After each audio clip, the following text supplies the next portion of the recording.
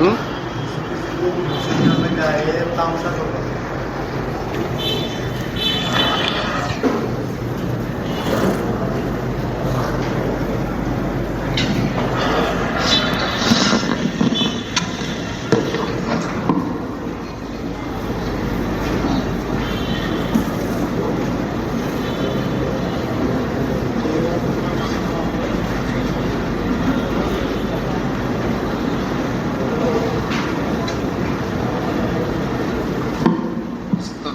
الله الذي لا إله إلا هو الحي القيوم وأتوب إليه لا حول ولا قوة إلا بالله العلي العظيم أستغفر الله الذي لا إله إلا هو الحي القيوم وأتوب إليه لا حول ولا قوة إلا بالله العلي العظيم أستغفر الله الذي لا إله إلا هو الحي القيوم وأتوب إليه لا حول ولا قوة إلا بالله العلي العظيم اللهم صل على سيدنا ومولانا محمد وعلى آله وأصحابه وبارك وسلم بعدد كل شيء معلوم لك كما تحب ربنا وترضى بسم الله الرحمن الرحيم عن أنس بن مالك رضي الله تعالى عنه أنه قال قال رسول الله صلى الله عليه وسلم من صلى لله 40 يوما في جماعة يدرك التكبيرة الأولى كتب له براءتان براءة من النار وبراءة من النفاق বিশিষ্ট সাহাবী রাসূল করিম সাল্লাল্লাহু আলাইহি ওয়াসাল্লামের একনিষ্ঠ খাদেম হযরত আনাস ইবনে মালিক রাদিয়াল্লাহু তাআলা আনহু বর্ণনা করেন রাসূল করিম সাল্লাল্লাহু আলাইহি ওয়াসাল্লাম ইরশাদ করেন যে ব্যক্তি আল্লাহ তাআলার সন্তুষ্টি অর্জন করার উদ্দেশ্যে যে ব্যক্তি আল্লাহ তাআলার সন্তুষ্টি এবং রেজামন্দি লাভ করার উদ্দেশ্যে আল্লাহরে খুশি করবার নিয়তে 40 দিন তাকবীর উলার সঙ্গে নামাজ আদায় করবে সেই ব্যক্তির জন্য জাহান্নাম থেকে মুক্তির এবং মুনাফিকের কাতার থেকে মুক্তি লাভ করার সনদ বরাদ্দ করা হবে। 40 দিন আল্লাহ তাআলাকে রাজি খুশি করবার নিয়তে নামাজ পড়লাম। এর মানে হলো বেহেশত পাবার জন্য না, এখানে কিন্তু এই আমল যে করবে তার জন্যে নগদ 2টা পুরস্কার আল্লাহ তাআলার পক্ষ থেকে বরাদ্দ হবে। একটা হইল জাহান্নাম থেকে মুক্তি লাভ করার আল্লাহ তাআলা সনদ দিবেন, সার্টিফিকেট দিয়ে দিবেন। 2 নম্বর হইল মুনাফিকি থেকে মুক্ত হওয়ার, পাক সাফ হওয়ার সার্টিফিকেট দিবেন, সত্যায়ন যে লোকে 40 দিন আল্লাহরে খুশি করবার জন্যে তাকবীর ওলার সাথে নামাজ পড়বে সে বাটপার না, মুনাফিক না। মুনাফিক কারে বলে? মুনাফিক বলা হয় কাফেরের মধ্যে একটা উঁচু মাকামের কাফের। ইন্নাল মুনাফিকিনা ফিদ দারকিল আসফালি মিনান নার। রাসূল করিম সাল্লাল্লাহু আলাইহি ওয়াসাল্লামের যুগে কাফেরের উপরে আরো ইসলামের জন্য বেশি ক্ষতিকর যে কাফের আছিল এদেরকে মুনাফিক বলা হয়। এরা কাফেরই, কিন্তু এরা মুখে মুখে কালিমা তেলাওয়াত করত। কিতাবের মধ্যে মুনাফিকের কথা বলছে যে ইয়াকুলুনা বিআলসিনাতিহিম লা ইলাহা ইল্লাল্লাহ ওয়া কুলুবুহুম মুতমাইন্নাতুম বিল কুফর। যারা মুখ দিয়া বলে আল্লাহ ছাড়া আর কোনো মাবুদ নাই, আর দিলের মধ্যে কুফরি ছাড়া আর কিছুই নেই। ওয়াইদা লাকুল্লাযীনা আমানু ক্বালু আমান্না ওয়াইদা খালাউ ইলা শায়াতিনহিম ক্বালু ইন্না মাআকুম ইন্নামা নাহনু মুস্তাহজিউন। এরা মজা করত, আল্লাহ তাআলার রাসূলের সঙ্গে এরা মজা করত, মুমিনদেরকে নিয়ে কি করত? মজা করত, কাফেরদেরকে উস্কায়া দিত। আর মুসলমানদের কাছে আসলে বলতো যে আমরা তো আপনাদের দলের, আপনাদের দলের। আর যখন কাফেরদের সঙ্গে যাইতো, এদের সঙ্গে মিলিত হইলে বলতো যে একটু মজা করলাম আর কি, আমরা তো তোমরা দলের। এই মুনাফিকদের বহু খারাপই কোরআন শরীফের মধ্যে আল্লাহ তাআলা বর্ণনা করছে। এক জায়গার মধ্যে বলছে ওয়াইদা কামু ইলাস সালাতি কামু কুসালা ইউরাউনান নাসা ওয়া লা ইয়াযকুরুনাল্লাহা ইল্লা কালিলা। যারা নামাজে যখন দাঁড়ায় বড় ব্যঙ্গাত্মক ভঙ্গিমা নিয়ে এরা দাঁড়ায়, নামাজ পড়ে না, আল্লাহর সঙ্গে কি করে? ঠাট্টা করে। আল্লাহ তাআলার সঙ্গে ঠাট্টা করার জন্যে এরা নামাজের মধ্যে দাঁড়ায়। সূরা আলে ইমরানের মধ্যে বলছে যুদ্ধের মধ্যে গেলে মুনাফিকরা চায় যে ইস একটা ছেঁচা মায়ের যদি মুসলমান খাইত, আর যদি জয়ী হয়ে আয়সা করে আমরা আগে আমরা দোয়া করছি তোমাদের জন্য। আল্লাহ রাসূলের সঙ্গে উহুদের যুদ্ধের মধ্যে গেছে এবং যুদ্ধক্ষেত্রে গিয়ে লড়াই আরম্ভ হওয়ার আগে সব ফুটে এসে উঠছে, বিপদে ফেলাই দিয়ে। তো রাসূল করিম সাল্লাল্লাহু আলাইহি সাল্লাম এদের তালিকা করে রাখছিলেন, জানতেন যে আব্দুল্লাহ বিন উবাই বিন সুলুল তার নেতৃত্বে একটা টিম আছে, ওই টিমের প্রত্যেকটা সদস্য হইল আবু জাহেল আবু লাহাবের চেয়ে আরো ক্ষতিকর। কিন্তু এরপরও মুসলিম সমাজে আল্লাহ রাসূল এদেরকে চিহ্নিত করে বুঝছেন, কিন্তু সমাজ থেকে বাইর করে দিচ্ছেন না। কেন দিচ্ছেন না? যে ওই সময় ইসলামের প্রাথমিক যুগ ছিল, এই জন্যে যদি এদের বিরুদ্ধে আল্লাহ রাসূল অ্যাকশন নিতেন তখন সারা পৃথিবীর মধ্যে ইসলামের যে জয় জয়কার, দুর্বল ইমানদার মানুষের পক্ষে এরা প্রোপাগান্ডার শিকার হওয়ার আশঙ্কা ছিল। এরা ভাবতো কি যে আমাদের দেশে একটা কথা আছে, মাফিয়া চক্র, যদি এ দল একবার ঢুকে যাক আর বাড়িতে না, ঢুকে গেলে আর বাইরেতে পারে না, বাস হয় আমার পক্ষে থাকবা আর না হয় লাশ। এটা কিন্তু মশহুর একটা কথা। মাফিয়াদের এরা এরা কখনো সাক্ষী রাখে না। আর ইহুদিরা তাদের যে সমস্ত এজেন্ট দিয়া কাজ করায়, নিম্ন শ্রেণীর এজেন্টদেরকে দিয়া কাজ করাইবার প্রজেক্ট শেষ হওয়ার পরে ওই প্রজেক্টটি তারা শেষ করে ফেলে। আর বড় বড় যেগুলি আছে, যারা এদের একদম উঁচু মাকামের কাছের লোক, যারা দিয়ে দেশ ইয়া করে, ইটালির যে মুসলিনি সেও সিআইএর এজেন্ট ছিল, একটা রাষ্ট্র প্রেসিডেন্ট। তো ঠিক এইভাবে এদেরকে মুসলমানদের মধ্যে যাদেরকে দালাল বানায়া কাজ করে, এদেরকে কখনো এদের নিজের বাড়ির মধ্যে মারে না। এদেরকে ধইরা হয় আপনার ব্রিটেনে, না হলে আমেরিকাতে, আর নাহলে বৈরুতে এদেরকে এদের নিজস্ব ইহুদি নার্সদের তত্ত্বাবধানে এদেরকে স্লো পয়জন দিয়ে শেষ করে। দেখে লেগে জানেন ওয়া কালিমাতুল্লাহি হিয়াল উলিয়া, যে ঈমান, মানুষের যে ঈমান এমন এক জিনিস যে এটার কোনো পতন হয় না।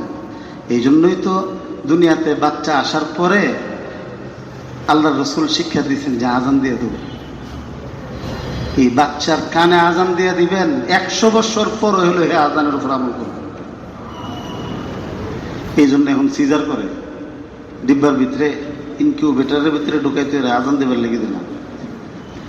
এবং কি করে, এই যে জিব্বাটা, আপনি জিকির করতেছেন, আমি জিকির করতেছি, আমাদের জিকির বাইর না করেন বনানীতে এখনো একজন মহিলা আছে, স্বামীও আছে, জীবিত, মরছে না। ওনার কোনো আত্মীয় ব্রাহ্মণবাড়িয়া আছে, একটা বড় ব্যাংকের খুব উচ্চ পদে কাজ করছেন, মরছে না, জেতা আছে এখনো, সব কথা কইতে পারে, কোরআন শরীফ দীক্ষা পড়তে পারে। ওনার স্বামীর যত অবৈধ কর্মকাণ্ড আছে এই সব কিছুর পেছনে একটা শক্তি হিসাবে কাজ করছেন খারাপগুলির ওনার স্ত্রী, ঘুষ থেকে শুরু করে এখনো আছে। এই মহিলা নমাজে দাঁড়াইলে আল্লাহু আকবার কইয়া এরপর আর সূরা ফাতিহা পড়তে পারে না। এটা তো 500 বছর আগের কিতাব না, অন্য কিতাব চলতেছে, লেখা হয়েছে না কিতাব। আল্লাহু আকবার কইছে এরপর আলহামদুলিল্লাহ পড়তে পারে না, নমাজ ছেড়ে দিলে পড়তে পারে, নমাজ ছেড়ে দিলে পড়তে পারে। কেন? আল্লাহর গজব ধরে ফেলছে। এই জিহ্বাটা এটা আল্লাহর জিকিরের লেগে রাখছে, এটা হারাম খাইবার লেগে রাখছে না। তো এটার মধ্যে যখন হারাম পড়ে তখন জিহ্বার টিস্যু নষ্ট হয়ে যায়, আল্লাহরে ডাকতে পারে না। অনেকে বলে না যে মুখে গান গাইতেছে কি সুন্দর, ইস কোরআন শরীফ পড়লে জানি কি হইতো, হ্যাঁ কোরআন শরীফ মুখটা বাইর হইতো, এ পড়বো কি? এত আল্লাহর এই নিয়ামতটারে নাফাক দিয়া নাজাসাত দিয়া নষ্ট করে ফেলছে। এ কোরআন শরীফ পড়লে আর একটা কবি কোরআন শরীফ বাইরে তুলে। তো এই জন্যে আমাদের মুরব্বীরা আগে কি করছে, একটা কুত্তার সিজার হয় না, বিলাই সিজার হয় না, এই জীব জানোয়ার আফ্রিকার জঙ্গলের মধ্যে এত কোটি কোটি লক্ষ লক্ষ জীব জানোয়ারের আপনার কি হইতেছে, এদের বংশ রক্ষা হইতেছে, বিস্তার হইতেছে, এরার সিজার লাগে না। আর এই সবগুলির মনিব আশরাফুল মখলুকাত মানুষের বাচ্চা এখনই 10-20 বছর যাবৎ সিজার ছাড়া হইতে পারে না। এটা করতে গেল এটা গজব, ইচ্ছা করে সৃষ্টি করছে। আগে দিয়ে 1 মিনিট 15টা-16টা বাচ্চা হয়েছে, এরপরও কি হয়েছে না, সিজার লাগছে না। আর এখন একটাই আয় না। আর আসলে আমার মনে হয় কি যে এটা আইতেছে না, দুনিয়ার মধ্যে গুনাহ হইতেছে, আয় কি করবো, তাকদর আইতাম না। এই গুনার জগতে যাওয়ানোর থেকে মার পেটের ভিতরে ফেরে থেকে এগুলি কথার কথা। বাচ্চারা মানুষ মার পেটের থেকে যখন আসে এদের শরীর নাপাক থাকে, এই জন্যেই আগের ইসলামী তালিম হইল যে দুনিয়াতে আসার সাথে সাথেই গোসল দেওয়া আবার আগে হাতগুলি ধুয়ে ফেলত, 2টা হাত, এই 2টা হাত ধুয়ে এরপরে আমরা উজু করি না বাচ্চাদেরকে, এই শিশুদেরকে গোসল করাইবার সময়ও এই উজুর সিস্টেমেই হাত ধোয়াইয়া এরপরে আপনার গোসল দেওয়ার লাগে। জানাজা যে পরে জানাজার আগে গোসল দেয় না, উজু করার লাগে না, ওইখানেও উজু করার লাগে। উজু দিয়াই শুরু, উজু দিয়াই শেষ। জিন্দিগি শুরু হয়েছে উজু দিয়া, পৃথিবী থেকে বিদায় নেব ইমানদার ব্যক্তি উজু দিয়ে। কেন? এটা বাচ্চারা আইসাই কি করে হাত এই আঙ্গুলগুলি মুখে দিয়ে দেয়। তো যদি এটা না ধুইয়া দেয় তাইলে পৃথিবীর সবচেয়ে নোংরা নাপাক নাজাসাত, পেশাব পায়খানার চেয়েও আরো নাপাক যেটা, ওই জিনিসটা ওই জিহ্বার মধ্যে লাগবো, যেই জিহ্বা দিয়ে আল্লাহর নাম নেব, আল্লাহর নাম হেফাজত করার জন্য, আল্লাহর নামের বরকতে জিহ্বারে হেফাজত করবার জন্য ইসলাম শিক্ষা দিছে। আমাদের মুরব্বীরা আমাদের কাছে আমানত দিছে যে আগে আত্মা ধুইয়া নাও, যেন দুনিয়াতে আইসাই বাচ্চা বেবুজ না বুঝাও, সে যেন তার জিহ্বার মধ্যে হারাম না লাগাইতে পারে। তো যেই ছেলে দুনিয়ার মধ্যে আইসা জিহ্বাটাকে যার মা বাপে এভাবে হেফাজত করব, ওইটা বড় হইলে পেটটা ফিডও লাগিয়ে দেবো, হারাম খাইতে না, হারাম খাবে না। আল্লাহ তাআলা এমন সুন্দর তরিকা রাখছে। তো যাই হোক, এরপরে যখন আজান দিয়ে দেব তো এইগুলি গুমরা হয় না। তো এই জন্যে ইহুদিদের এজেন্টও যদি হয় তো সে কি করছে, এজেন্ট বানাইলে তো শিক্ষিত লোকগুলি বানায় শিক্ষার্থে। তো শেষ বয়সে যখন তার প্রজেক্ট শেষ হয় তখন তার মর্ম যাতনা সৃষ্টি হয়ে যায়, আমি কি করছি, আমি তো এই খারাপ করছি সেই করছি। তখন শেষে এরা শেষ বয়সে চিৎকার করে তওবা করে ফেলে। কোন সুরা আছে ওয়ালাইসাত তাওবাতু লিল্লাযিনা ইয়ামালুনা সাইয়্যাত হাত্তা ইযা হাদারা আহাদাহুমুল মাউত ক্বালা ইন্নী তুবতুল আন। আল্লাহ তাআলা তো এত দরদি যে 100 বছরও যদি কোনো ব্যক্তি পাপ করে আর প্রাণ কণ্ঠাগত হয় নাই, এখনো হুশ আছে, প্রাণ জান কবজ আরম্ভ হয় পায়ের দিক থেকে, তো একদম কণ্ঠনালী পর্যন্ত প্রাণ আসে নাই, উষ্ঠাগত প্রাণ বলে যেটাকে, কণ্ঠাগত প্রাণ, এমন হালের আগেও যদি কোনো ব্যক্তি তার জ্ঞান থাকে আর তওবা করে ফেলে, আল্লাহ তাআলা মাফ করে দেয়। তো এই জন্যে তখন শেষ বয়সে চিৎকার শুরু করে দেবো যে আমি কিন্তু এই ভুল করছি, আল্লাহ আমি কিন্তু এমন সমস্যা করছিলাম, মুসলমানদের বিরুদ্ধে করছিলাম, এই করছি সেই করছি। তো চিৎকার করলে তখন তো শেষ বয়সে তার এই কথাগুলি মানুষে জানলে হেরা আর মুসলমানদের মধ্যে দালাল হইত না। এই দালাল না হওয়ার কারণে দইরা নিয়ে কি করে ওই সময় চিল্লাচিল্লি গেলে ইহুদির কাছে এদের কাস্টডিতে। তো এদের আমি যে কথাটা বলতে চাইছিলাম যে আল্লাহর রাসূল সাল্লাল্লাহু আলাইহি সাল্লামের সময়ে মুনাফিক ছিল, কাফেরও আছিল, মুশরিকও আছিল এবং মুনাফিকও ছিল। এটা কুফুরিরই এক একটা স্তর। কিন্তু আল্লাহর রাসূল থাকা অবস্থায় এদেরকে কাফেরের জমাতের মধ্যে শামিল করে এদের বিরুদ্ধে অ্যাকশন নেন নাই, মানুষে যেন প্রপাগান্ডার শিকার না হয়। কেউ যেন এটা না বুঝে যে ইসলাম ধর্ম এত কঠিন যে যদি এদের মধ্যে ঢুইকা আবার কেউ যদি উল্টা পাল্টা করে তাহলে হেরা নিজেরা মানুষটি নিজেরা মেরে ফেলে। তো দুর্বল লোকেরা ঈমান আনতে সমস্যা হবে। এই জন্যে এদের বিরুদ্ধে আল্লাহর রাসূল অ্যাকশন নিতেন না। এই জন্যে আল্লাহর রাসূল চলে যাওয়ার পরে শরীয়তের দৃষ্টিতে পারিভাষিক যে মুনাফিক, এই মুনাফিক আর নাই। এখন যারা আছে এরা মুনাফিকের কাম করে, আসল মুনাফিক না। দায়ে ফেরা অনেকে জুতা ছেলেছে, এত সামারের ঘরের না। ঢাকা বহু ব্রাহ্মণবাড়িয়া নবীনগরের বহু লোক আছে যারা নাফিতের কাজ করে। এর মা বাপ ভালো লোক ছিল, আমি চিনি। তো এর মা বাপ তো আসলে নাফিত না, কিন্তু পেটের দায়ে নাফিতের কাজ করে। অনেকে জুতা ছিলায় পেটের দায়ে, কিন্তু আসলে সে সামার না। তো আমাদের এই সময়ে যে জিনিসটা যারা আছে এরা মুনাফিকের কাম করে, কিন্তু শরীয়তের দৃষ্টিতে যে মুনাফিক কাফেরের চেয়েও বদতর, সেই মুনাফিক এখন নাই। আল্লাহ রাসূল সাল্লাল্লাহু আলাইহি সাল্লাম ফরমান, যত জাতের মুনাফিকই হোক 40 দিন আল্লাহরে রাজি খুশি করবার নিয়তে তাকবীরে উলার সাথে যদি নামাজ পড়ে, তাইলে মুনাফিকের কাতার থেকে, লিস্টি থেকে আল্লাহ তাআলা তাকে মুক্তি দান করবেন। এমনিভাবে জাহান্নাম থেকেও আল্লাহ তাআলা তাকে নিরাপত্তার ফরমান দিবেন। তো এটা তো পুরস্কার। তো বলছেন কি এই দুইটা পুরস্কার পাওয়ার জন্যে আল্লাহরে খুশি করবার নিয়ত করতে হবে। তাহলে এর মানে কি, আমি তাকবীরের সাথে নামাজ পড়ব, মুনাফিকের কাতারের থেকে নাম কাটাইবার লাগি না। আমি 40 দিন তাকবীরের সাথে নামাজ পড়ব জাহান্নাম থেকে নাজাত পাওয়ার জন্য না।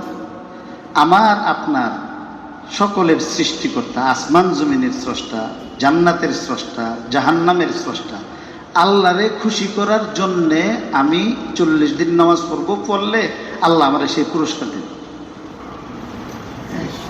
এই জন্যেই মুরব্বীরা বলেন যে